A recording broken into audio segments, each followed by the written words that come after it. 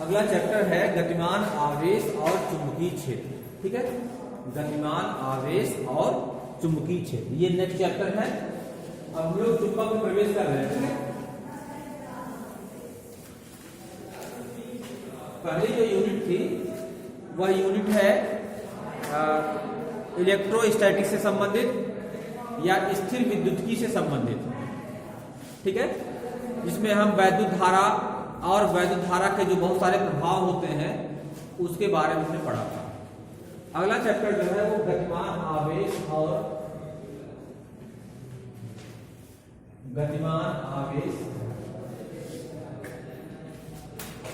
और चुंबकीय क्षेत्र।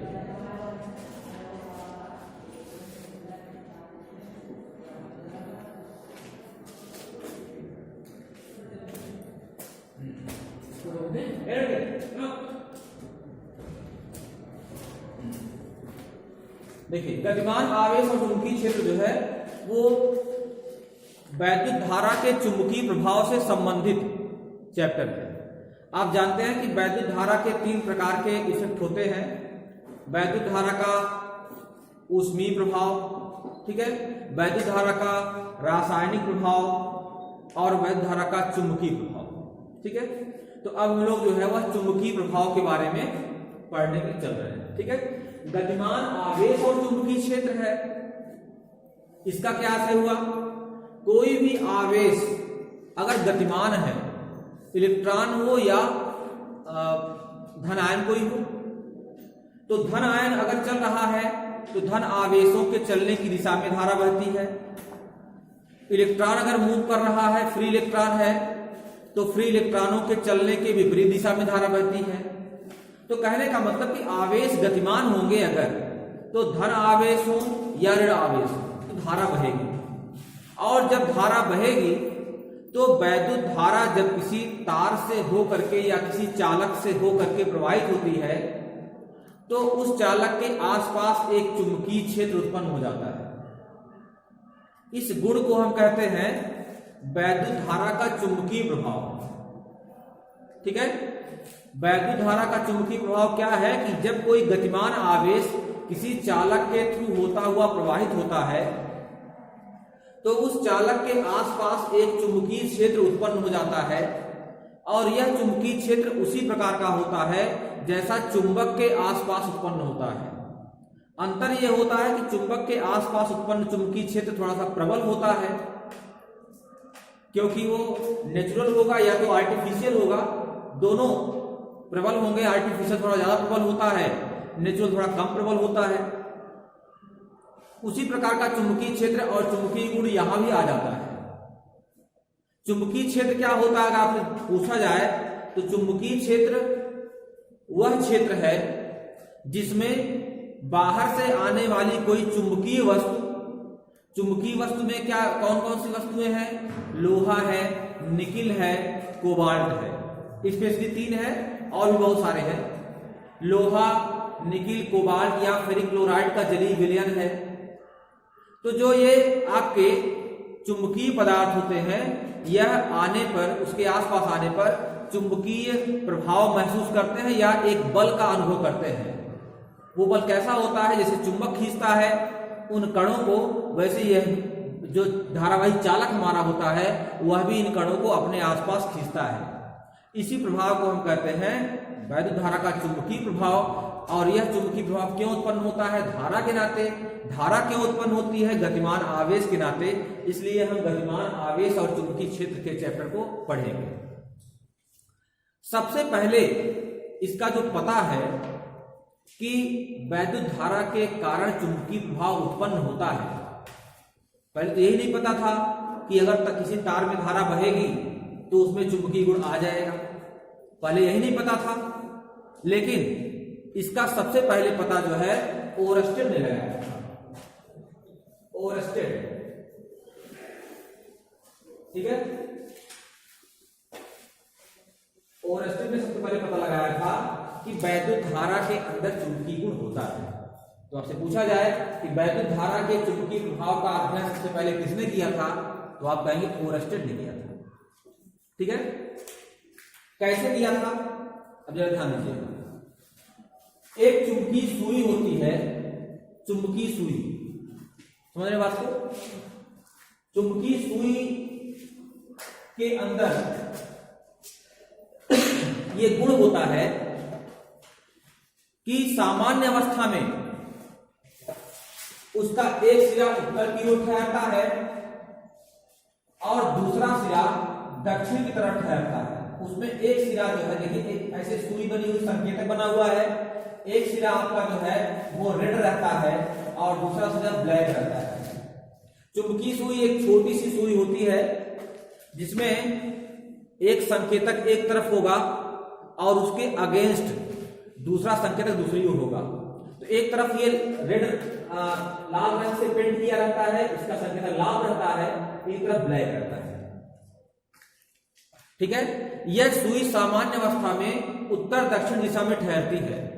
मतलब आप उसको छोड़ देंगे, जहां पर कोई चुंबकीय क्षेत्र नहीं है तो उसका एक सिरा उत्तर की तरफ रहेगा, एक दक्षिण की तरफ रहेगा। लाल वाला उत्तर की ओर रहेगा, ब्लैक वाला दक्षिण की तरफ रहेगा। इसका इससे शो होता है कि पृथ्वी के अंदर भी चुंबकीय क्षेत्र है, पृथ्वी के अंदर भी कोई चुंबकीय क्षेत्र है, इसलिए इसका एक सिरा उत्तर की ओर और एक सिरा दक्षिण की तरफ ठहरता है। पृथ्वी के चुंबकीय क्षेत्र का एक नया चैप्टर ही है अलग से, उसके प्रमाण भी है, कैसे हम प्रूफ करेंगे कि पृथ्वी के भीतर चुंबकीय क्षेत्र है, तो वो आपको बताए जाएंगे। बहरहाल पृथ्वी का अपना एक अलग चुंबकीय क्षेत्र होता है, इसलिए जब किसी चुंबक को हम धागे से बांध करके लटका देते हैं तो उसका एक सिरा उत्तर की ओर ठहरता है और दूसरा सिरा दक्षिण की ओर ठहरता है। ठीक है ना? तो ये चुंबकीय सुई हमारी है, ये सामान्य अवस्था में उत्तर दक्षिण दिशा में ठहरती है, लेकिन जब इसके आसपास कोई चुंबकीय वस्तु रख दी जाती है तो ये क्या होता है कि अपने ऊपर एक बल आघूर्ण का अनुभव करती है और यह रोटेट हो जाती है। ये एंटी क्लॉकवाइज रोटेट हो जाएगी या क्लॉकवाइज रोटेट हो जाएगी, मतलब अपने मूल स्थान से विक्षेपित हो जाएगी।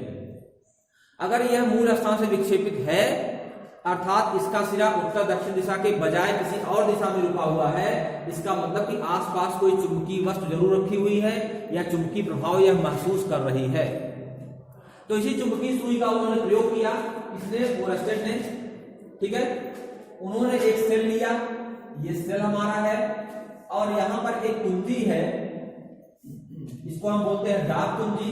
प्रेशर की होता है ये जब तक हम दबाए रखेंगे तब तक कुंजी की तरह काम करेगा, धारा बहेगी, छोड़ देंगे तो करंट बहना बंद हो जाएगा। यहां पर देखिए एक चालक है, ये ध्यान दीजिएगा, एक चालक है। इसी चालक का प्रयोग ओरस्टेड ने किया था। इस चालक में धारा प्रवाहित करनी है हमको और चेक करना है कि क्या इस चालक में धारा प्रवाहित होने से चुंबकीय सुई घूमती है, अर्थात चुंबकीय प्रभाव महसूस होता है। तो चुंबकीय सुई आपकी इसके बगल में रख दी गई, ये चुंबकीय सुई हमारी हो गई, आपको बताया हमने पहले से ही। तो सामान्य अवस्था में ये सेल हमारा है, सेल के धन सिरे से धारा बहती है, इस चालक में धारा बहेगी। तो पहले क्या किया गया, इस सेल हमारा है, एक दाब कुंजी है और एक चालक है। इस चालक में धारा का प्रवाह लगातार होता है अगर दाब कुंजी को आप प्रवाहित करेंगे तो। अगर दाब कुंजी को आप छोड़े रखे हुए हैं तो देखा गया कि जो इसका सिरा उत्तर दक्षिण दिशा में ठहर रहा है, ये वैसे सामान्य अवस्था में ठहरा हुआ है, मतलब इसमें कोई भी अंतर नहीं आया है। लेकिन जब हम इसको दबाते हैं, जैसे ही हमने इसको दबाया तो देखा कि इसका सिरा घूम गया, अर्थात इसकी जो नई पोजीशन है वो इस तरह से हो गई, ऐसे हो गई, अर्थात ये ऐसे एंटी क्लॉकवाइज घूम गया। जो इसका लाल सिरा था वो ऊपर की तरफ और ब्लैक सिरा नीचे की तरफ एंटी क्लॉकवाइज इसका घूम गया। इसका मतलब एक बलयुक्त आघूर्ण लग गया इस पर, जिससे कि यह अपने मूल स्थान से विक्षेपित हो गया। ऐसा क्यों हुआ है कि धारा का प्रवाह आपने चालू कर दिया है, जैसे दाब कुंजी को छोड़ दिया आपने, वैसे ही फिर अपने स्थान पर ये वापस आ गया जैसे पहले था।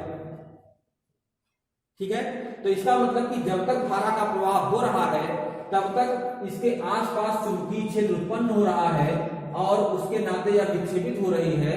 और जैसे ही आपने छोड़ दिया चुंबकीय प्रभाव भी चला गया, और चुंबकीय प्रभाव चला गया तो ये अपने मूल स्थान पर आ गई, अर्थात वैद्युत धारा प्रवाह के कारण ही चुंबकीय प्रभाव उत्पन्न हो रहा है। ठीक है, अगर इसमें स्थल की दिशा को उलट दिया जाए, ऐसे कर दिया जाए, अर्थात धारा अब इधर से नहीं बल्कि उलट दिशा में प्रवाहित हो जाए, ऐसे प्रवाहित हो जाए धारा की दिशा को बदल दिया जाए, तो देखा गया कि यह जो घूम रही थी सुई, जो ऐसे घूम रही थी, अब इसकी जो नई पोजीशन है वो इस तरह से हो गई, ऐसे। कहने का मतलब ये हुआ कि जो ब्लैक वाला सिरा था वह ऊपर हो गया और रेड वाला सिरा नीचे हो गया, अर्थात ये अब क्लॉकवाइज घूम रही है, पहले के विपरीत दिशा में घूम रही है, अर्थात ये क्लॉकवाइज घूम रही है। इसका मतलब ये हुआ कि वैद्युत धारा प्रवाह की दिशा को उलट देने पर धारा का मान उतना ही है, केवल दिशा को आपने उलट दिया तो इसका जो बल आघूर्ण है वो दूसरी तरफ हो गया, अर्थात वैद्युत बल अब भी काम कर रहा है, लेकिन वैद्युत क्षेत्र जो उत्पन्न हो रहा था उस वैद्युत क्षेत्र की दिशा उलट गई क्योंकि धारा का मान उलट गया। ठीक है, इसलिए जो वैद्युत क्षेत्र जो उत्पन्न हो रहा है जिसके कारण यह सुई घूम रही है वह वैद्युत क्षेत्र वास्तव में सदिश राशि है, माफ कीजिएगा सॉरी, चुंबकीय क्षेत्र वास्तव में सदिश राशि है। वैद्युत क्षेत्र भी सदिश राशि होती है, चुंबकीय क्षेत्र भी सदिश राशि है। तो चुंबकीय क्षेत्र जो है वह एक सदिश राशि होती है, अर्थात चुंबकीय क्षेत्र की अपनी दिशा होती है, और अगर धारा प्रवाह के कारण चुंबकीय क्षेत्र उत्पन्न हो रहा है तो धारा प्रवाह की दिशा पर चुंबकीय क्षेत्र की दिशा निर्भर करती है। जैसे यहाँ पर आप देख रहे थे धारा आप लेफ्ट से राइट प्रवाहित कर रहे थे जब चालक में, तो ये एंटी क्लॉकवाइज घूम रही थी, और जब आपने राइट टू लेफ्ट प्रवाहित किया तो ये क्लॉकवाइज घूम रही थी। तो ऐसा प्रयोग सबसे पहले किसने किया था?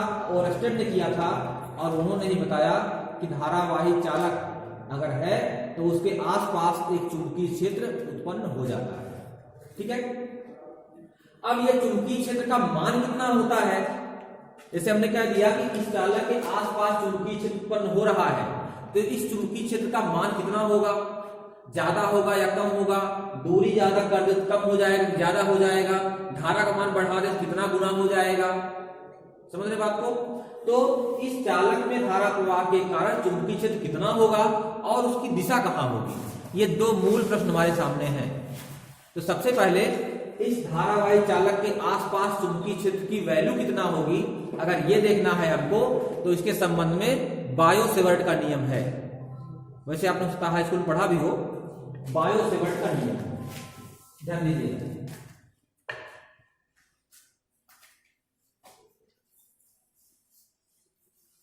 बायो-सेवर्ट का नियम, ठीक है।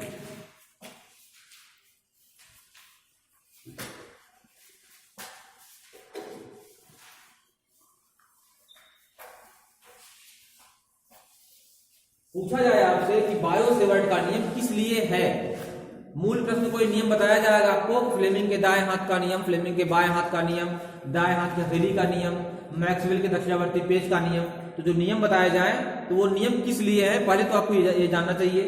तो यहाँ पर बायो-सेवर्ट का नियम किस लिए है अगर ये पूछा जाए, तो किसी धारावाही चालक के पास या समीप उत्पन्न चुंबकीय क्षेत्र की तीव्रता ज्ञात करने के लिए यह नियम है।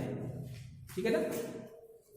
लेकिन यह सीधे धारावाही चालक के कारण नहीं है, बल्कि किसी मुड़े हुए चालक के नाते है।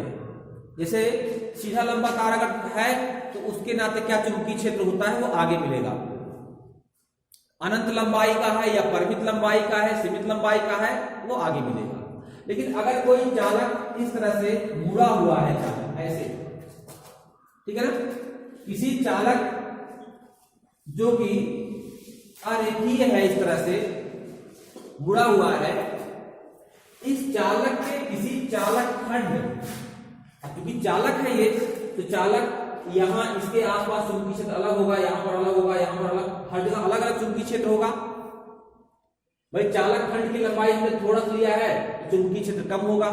तो किसी धारावाही चालक के लघु खंड, यह एक लघु खंड है जो हमने इसी चालक पे लिया हुआ है। इस लघु खंड के कारण इससे r दूरी पर कुछ दूरी का मतलब r दूरी हम लेते हैं, r दूरी पर उत्पन्न चुंबकीय क्षेत्र की तीव्रता ज्ञात करने के लिए यह नियम है। किसी धारावाही चालक के लघु अवयव या लघु खंड के कारण उत्पन्न चुंबकीय क्षेत्र की तीव्रता का मान ज्ञात करने, दिशा ज्ञात करने, दिशा के लिए अलग नियम है, उसका मान ज्ञात करने के लिए नियम है। तो हम क्या करेंगे, इस धारावाही चालक की पूरी लंबाई से कोई लेना नहीं है, हमको इस चालक खंड की लघु लंबाई, इसको हम डीएल दिखाते हैं, डीएल। कुछ भी स्मॉल लेना होता है तो हम डीएल लेते हैं, डीडी लेते हैं, डीएक्स लेते हैं, डीबी लेंगे, ठीक है ना। तो अगर एल लेंगे तो पूरी लंबाई आ जाएगी, डीएल करेंगे तो इसका मतलब कि थोड़ी लंबाई लेनी है।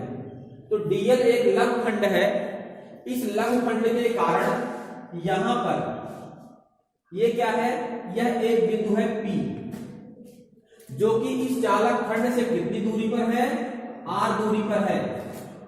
इस चालक खंड से r दूरी पर स्थित कोई बिंदु है, उस बिंदु पर चुंबकीय क्षेत्र की तीव्रता ज्ञात करनी है।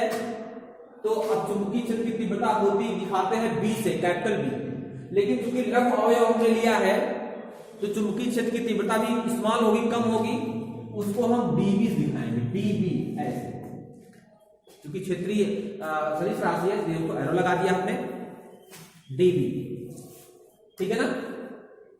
तो बिंदु P जो कि इस चालक खंड से r दूरी पर स्थित है, उस बिंदु P पर चुंबकीय क्षेत्र की तीव्रता अगर dB है तो dB का मान क्या होगा, उसको ज्ञात करने के लिए यह नियम है।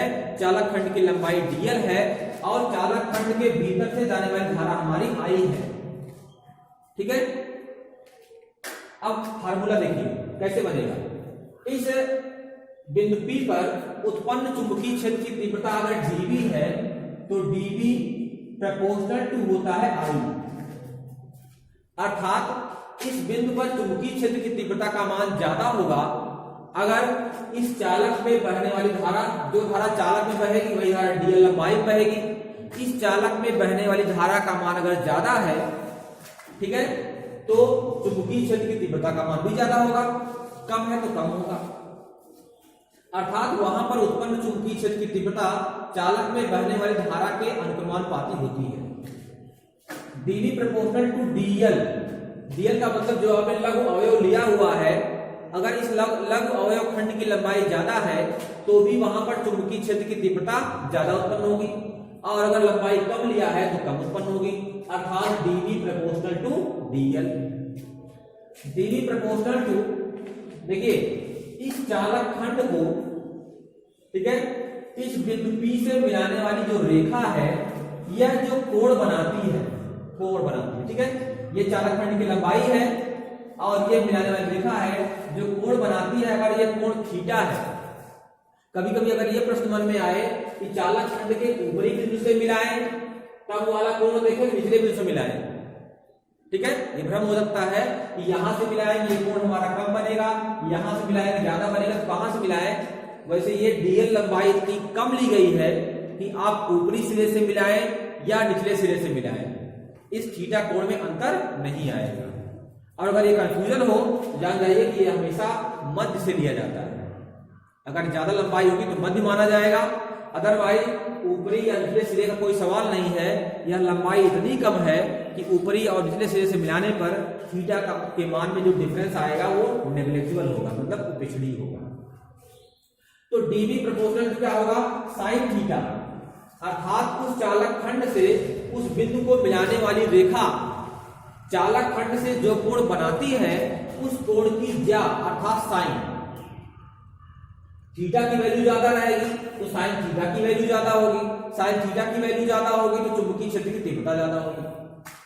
तो dV proportional to I, dV proportional to dl, dV proportional to sine theta, इन तीनों के तो अनुक्रमानुपाती होती है, लेकिन जो दूरी हमारी है उस दूरी के वर्ग के व्युत्क्रमानुपाती होती है, अर्थात dV प्रोपोर्शनल टू 1/r²।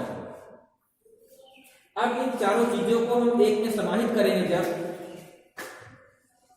तो dV प्रोपोर्शनल टू हो जाएगा I dl sine theta divide by r², I dl sine theta divide by r square. जो प्रोपोर्शनल में है उनको हमने गुणा कर दिया, जो व्युत्क्रमानुपात में है उनको भी गुणा किया है, तो वो अनुपात में हो गए वो। अब यहाँ पर हम जब साइन ऑफ प्रोपोर्शनलिटी को हटाएंगे तो जो कांस्टेंट मिलेगा वो म्यू 0 अपान 4 पाई मिलेगा। Mu 0 upon 4 pi into I d l sine theta divide by r square. ये फार्मूला जो है आपका रिलेटेड है बायो-सेवर्ट के नियम से। म्यू 0 को भी हम डिफाइन कर रहे हैं। dv इक्वल टू हो जाएगा mu 0 upon 4 pi into I d l sine theta divide by r square. यहां पर जो म्यू 0 है, म्यू 0 इसको हम कहते हैं निर्वात की चुंबकशीलता। निर्वात की चुंबकशीलता, ठीक है। जैसे हम एप्सिलॉन 0 को कहते थे निर्वात की विद्युतशीलता, एप्सिलॉन 0 को हम कहते थे निर्वात की विद्युतशीलता, वैसे ही म्यू 0 को हम कहते हैं निर्वात की चुंबकशीलता, ठीक है। एप्सिलॉन 0 की वैल्यू तो आपको पता होगी 8.85 इंटू 10 पावर -12 होती है ना। ऐसे ही म्यू 0 की वैल्यू होती है 4 पाई इंटू 10 पावर -7। और क्या होगा, न्यूटन मीटर स्क्वायर प्रति एम्पीयर। इसका मात्रक पर देख लीजिए, चुंबकीय क्षेत्र की तीव्रता का जो मात्रक होता है न्यूटन प्रति एम्पीयर मीटर होता है। इसको टेस्ला भी कहते हैं, न्यूटन प्रति एम्पीयर मीटर। तो न्यूटन मीटर, ठीक है, अपान एम्पियर। म्यू 0 की का मात्रक निकाल लीजिएगा आप। न्यूटन प्रति एम्पियर मीटर ये होता है इसका मात्रक, तो क्या हो जाएगा न्यूटन प्रति एम्पियर मीटर। मीटर चला जाएगा ऊपर तो न्यूटन मीटर हो गया, समझ रहे बात को। और यहाँ पे आ जाएगा मीटर, यहां भी है आपका, ठीक है। तो मीटर आपका कैंसिल हो जाएगा, तो इसका मात्रक क्या बनेगा न्यूटन प्रति मीटर। आपका नीचे है, मीटर आपका नीचे आ जाएगा और मीटर यहाँ ऊपर चला जाएगा। न्यूटन मीटर स्क्वायर होगा ना, न्यूटन मीटर स्क्वायर प्रति एम्पियर क्या होगा, न्यूटन प्रति, निकाल लीजिए इसको। न्यूटन प्रति एम्पियर मीटर है, न्यूटन अपान एम्पियर मीटर, ठीक है। ये डीवी का मात्रक होगा, भी मात्रक में निकलेगा ये। मीटर से ऊपर मल्टीप्लाई करोगे, मीटर से यहां नीचे डिवाइड होगा, एम्पियर भी नीचे आएगा, ठीक है। तो हो जाएगा ये मीटर तो कैंसिल हो जाएगा, न्यूटन प्रति एम्पियर स्क्वायर ना। तो न्यूटन प्रति एम्पियर स्क्वायर मात्रक हो जाएगा इसका, ठीक है। ये म्यू 0 की वैल्यू होती है। तो क्या हो जाएगा, म्यू 0 की वैल्यू इतनी हो गई। यहां पर क्या है, म्यू 0/4 पाई है। तो पूछा जाए कि म्यू 0/4 पाई की वैल्यू क्या होगी, तो ये 10 पावर -7 हो जाएगा। 10 पावर -7 वैल्यू हो जाएगी इसकी म्यू 0/4 पाई की वैल्यू, ठीक है। म्यू 0/4 पाई की वैल्यू जो है वह 10 पावर -7 हो जाएगी, ठीक है यहाँ पे। और ये है क्या, ये निर्वात की चुंबकशीलता है। ध्यान दीजिएगा यहाँ पे, इसको थोड़ा अगर वेक्टर रूप में लिखना चाहें, वेक्टर रूप में, तो आप यहाँ पर देखिए r से मल्टीप्लाई कर सकते हैं ऊपर और r से मल्टीप्लाई नीचे। आपने r से गुणा ऊपर और r से गुणा नीचे कर दिया तो क्या मिलेगा आपको, dv equal to mu 0/4 pi into, यहां पर क्या हो जाएगा I d l into r into sine theta. आप जानते हैं a cross b equal to होता है ab साइन थीटा।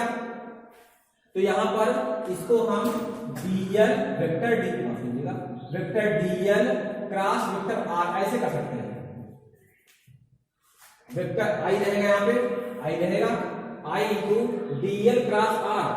जैसे a क्रॉस b होता है ab साइन थीटा, तो dl क्रॉस r का मतलब हो गया dl into r into sine theta. इसको आप चाहे तो ब्रैकेट कर दीजिएगा, अपान नीचे आर स्क्वायर था और आर है तो आर क्यूब हो जाएगा। वेक्टर फॉर्म में बायो-सेवर्ट का जो रूप है उसको आप ये भी याद कर सकते हैं। बायो-सेवर्ट के नियम का अगर सदिश रूप पूछे आपसे, हर चीज का पूछता है सदिश रूप क्या है, तो बायो-सेवर्ट के नियम का जो सदिश रूप है वो हो जाएगा डीएल क्रॉस आर लगा देंगे वेक्टर रूप में आप, तो dv equal to μ0/4 pi into I dl cross r upon r cube, ये हो जाएगा। ठीक है ना। यहाँ पे अब अगर एक क्वेश्चन पूछता है कि एप्सिलॉन 0 में और μ0 में क्या रिलेशन है, क्या संबंध है, तो बता सकते हैं।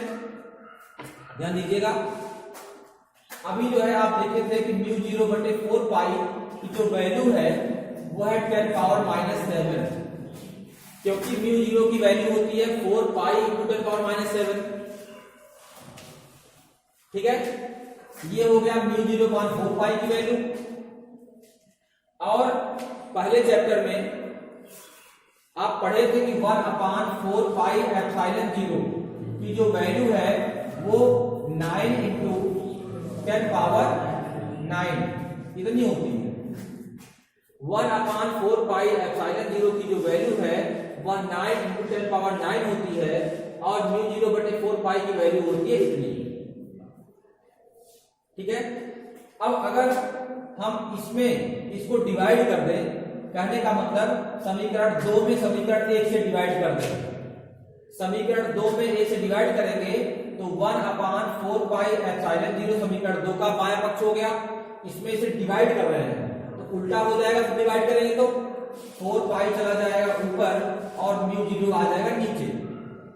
समीकरण 2 के बाएं पक्ष में समीकरण 1 के बाएं पक्ष से डिवाइड कर दे रहे हैं, तो यहां हो जाएगा 9 × 10⁻9, ये हो जाएगा ऊपर, और बटे 10⁻⁻7 आ जाएगा नीचे, ये भी जो ऊपर जाएगा 10⁻+7 हो जाएगा। तो यहां पर 4 पाई कट गया, 1/μ0 एप्सिलॉन 0, यहां मल्टीप्लाई आप करेंगे तो 1/μ0 एप्सिलॉन 0 इक्वल टू हो जाएगा 9 × 10⁻16 हो जाएगा, 9 7 16 हो जाएगा। अब अगर वर्गमूल लेंगे इसका हम, यहां पर इसका वर्गमूल ले लीजिए आप, तो वर्गमूल क्या हो जाएगा, ये 1/√μ0 एप्सिलॉन 0, 1/√μ0 एप्सिलॉन 0 इसका वर्गमूल हो गया, और यहां का वर्गमूल हो जाएगा 3 × 10⁸। अब आप ये समझ गए होंगे कि 3 × 10⁸ क्या है, ये प्रकाश की चाल है। ठीक है, इसको हम दिखाते हैं C से, ये प्रकाश की चाल C है, तो C इक्वल टू हो जाएगा 1/√μ0 एप्सिलॉन 0। ये बहुत इंपॉर्टेंट है ना। किस दृष्टिकोण से अक्सर पूछा जाता है कि बताइए 1/√μ0 एप्सिलॉन 0 की बीमा क्या होगा या इसका मात्रक क्या होगा। अब अगर आप μ0 का मात्रक ढूंढेंगे, एप्सिलॉन 0 ढूंढेंगे, गुणा भाग करेंगे तो लंबा भी होगा, गलती के चांसेस भी रहेंगे। आपको पता जब है कि ये इसकी वैल्यू C होती है, C प्रकाश की चाल है, और प्रकाश की चाल का मात्रक होता है मीटर/सेकंड, है ना। बीमा कही जाएगी तो LT-1, तो आप तुरंत जान जाएंगे। इसका मतलब निर्वात की विद्युतशीलता और निर्वात की चुंबकशीलता का गुणनफल किया जाए और उसका वर्गमूल निकाला जाए, तो उसका जो व्युत्क्रम होगा, रेसिप्रोकल जो उसका होगा, वह प्रकाश की चाल के बराबर होता है। तो अक्सर ये बहुविकल्पी क्वेश्चन में पूछा जाता है या 1 नंबर क्वेश्चन पूछा जाता है इसका मात्रक क्या होगा या इसकी बीमा क्या होगी। तो आपको ये पता होना चाहिए कि ये आपका प्रकाश की चाल के इक्वल होता है। इतना समझ गए होंगे, कहीं कोई कंफ्यूजन तो आपको नहीं होगा। ठीक है, बायो-सेवर्ट का जो नियम है आप जान गए। बायो-सेवर्ट का नियम किस लिए है आपको बता दिया हमने। किसी भी धारावाही चालक के लघु अवयव, किसी भी धारावाही चालक के लघु अवयव के कारण उससे r दूरी पर स्थित किसी बिंदु पर चुंबकीय क्षेत्र की तीव्रता ज्ञात करने के लिए है। अब यहां पर चुंबकीय क्षेत्र की तीव्रता कितनी होगी, उस तीव्रता का जो मान है वो तो बायो-सेवर्ट के नियम से निकल गया। कहाँ नियम है बायोस्फील्ड का, ये वाला सदिश नियम है, और पहला नियम यहाँ लिखा हुआ था dB equal to μ0/4 pi into I dl sin theta upon r square. ठीक है, तो उस चुंबकीय क्षेत्र की तीव्रता का परिमाण तो निकल जाएगा इससे, इसकी दिशा कैसे निकलेगी, उसकी दिशा को माफ कीजिएगा, उसकी दिशा को ज्ञात करने के दो नियम हैं। ठीक है, वैद्युत क्षेत्र की दिशा, इस बिंदु पर जो वैद्युत क्षेत्र है उसका मान कितना होगा, मान तो इस सूत्र से निकलेगा, और इस बिंदु पर जो वैद्युत क्षेत्र है उसकी दिशा जो है ऊपर होगी, नीचे होगी, दाएं होगी, बाएं होगी, कहां होगी, इस बिंदु पर चुंबकीय क्षेत्र, क्योंकि सदिश राशि चुंबकीय क्षेत्र है, तो वो ज्ञात करने के दो नियम हैं। ठीक है, पहला जो नियम है उसे हम कहते हैं दाएं हाथ की हथेली का नियम नंबर 1। ठीक है, दाएं हाथ की हथेली का नियम नंबर 1। दूसरे नियम को कहते हैं मैक्सवेल के दक्षिणावर्ती पेच का नियम। ठीक है, अब देखिए सिंपल सा, दाएं हाथ की हथेली का नियम नंबर 1 ये कहता है कि अगर हम अपने दाएं हाथ की हथेली को इस प्रकार फैलाएं, दाएं हाथ की हथेली को इस प्रकार फैलाएं, ठीक है, कि अंगूठा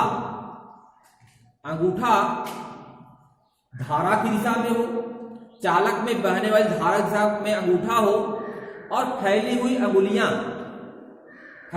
अंगुलियां उस बिंदु की तरफ संकेत करें जिस बिंदु पर चुंबकीय क्षेत्र निकालना है। जैसे धारा ऊपर की तरफ बह रही है तो अंगूठा हम ऊपर की दिशा में कर लें, और जो अंगुलियां फैली हुई हैं वो इधर की तरफ कर लें जिधर बिंदु हमारा है। बिंदु अगर इधर की तरफ है तो हम अंगूठा ऐसे ऊपर करेंगे और अंगुली इधर करेंगे, जिधर भी करना होगा हमको अंगुलियां जो है हम उस बिंदु की तरफ करेंगे जिस पर चुंबकीय क्षेत्र निकालना है, और अंगूठा धारा दिशा में करेंगे। अगर धारा नीचे बढ़ रही है तो अंगूठा नीचे कर देंगे, फैली अंगुलियां अगर इधर पॉइंट बिंदु है तो यहाँ कर देंगे, इधर बिंदु है अगर तो कैसे करेंगे, ऐसे करेंगे, फिर अंगूठा नीचे करेंगे और अंगुली इधर करेंगे आप। तो इस तरह जब हम कर देंगे तो हथेली से धक्का देने की दिशा में, ये हथेली आपकी हो गई, दो सतह हो गई, एक ये हो गई, एक ये हो गई, इससे आप पुश करते हैं, ठीक है, धक्का देते हैं इधर से, तो इधर की दिशा जो होगी वह चुंबकीय क्षेत्र की दिशा कही जाएगी। ठीक है ना। और दूसरा नियम जो है, नियम लिखवा देंगे आपको हम कल, दूसरा नियम जो है मैक्सवेल के दक्षिणावर्ती पेच का नियम है। ठीक है, लेकिन वह यहां पर नहीं लागू होगा। वो कहां पर लागू होगा, वो वहां पर लागू होगा जैसे